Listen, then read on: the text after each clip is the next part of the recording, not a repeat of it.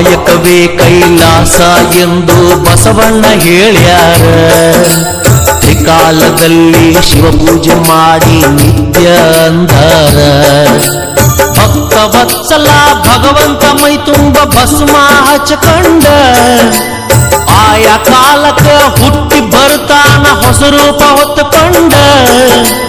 ಭಕ್ತಿಲೆ ದುಡಿದರೆ ಬಂಗಾರ ಕಣ ಇರ್ತಾನ ಕೈ ಹಿಡ್ಕೊಂಡ. ಸಂಗಮ ದೇವನ ಮಹಿಮೆ ಏನಂತ ಹೇಳಲಿ ತಿಳ್ಕೊಂಡ, ಏನಂತ ಹೇಳಲಿ ತಿಳ್ಕೊಂಡ. ಮೂರು ಪಟ್ಟ ವಿಭೂತಿ ಒಳಗ ಸಂಗಯ್ಯ ಇರ್ತಾನ.